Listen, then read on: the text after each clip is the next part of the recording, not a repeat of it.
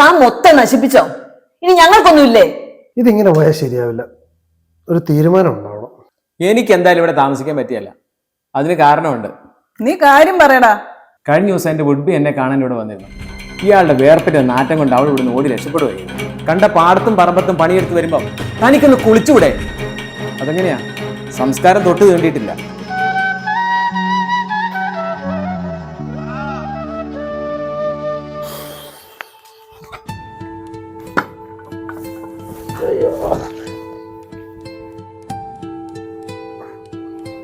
ചേട്ടായി എന്താ ഇത്ര താമസിച്ചേ?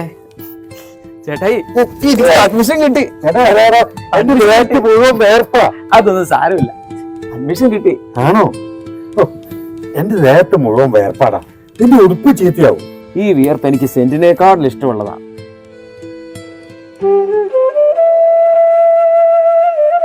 അതിനെങ്ങനെയാ? വിവരം വേണ്ടേ? വിവരം ഇല്ല, വിദ്യാഭ്യാസവും ഇല്ല. ഇയാള് ഞങ്ങളുടെ ആങ്ങളെയാന്ന് പറയാൻ തന്നെ ഞങ്ങക്ക് നാണക്കേടാ. എന്ത് പറ്റണവേ? നീ വലിയ ആലോചനയാണല്ലോ. ഒന്നുമില്ലടാ, കൂട്ടുകാരൊക്കെ പഠിച്ച് നല്ല നിലയിലെത്തി. നീ വരെ. അതിന് നിനക്ക് പഠിക്കാൻ കഴിവില്ലാഞ്ഞിട്ടല്ലോ. ഒരു കളക്ടറാണെന്നായിരുന്നു എൻ്റെ ആഗ്രഹം. അമ്മയോട് ഞാൻ എപ്പോഴും അത് പറയായിരുന്നു. സാഹചര്യങ്ങൾ അങ്ങനെ ആയതുകൊണ്ടല്ലേ.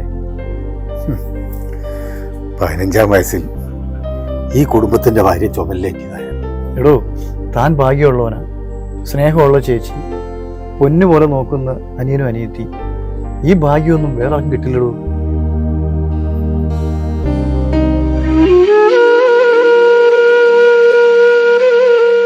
ഞാനൊരു തീരുമാനം പറയാം.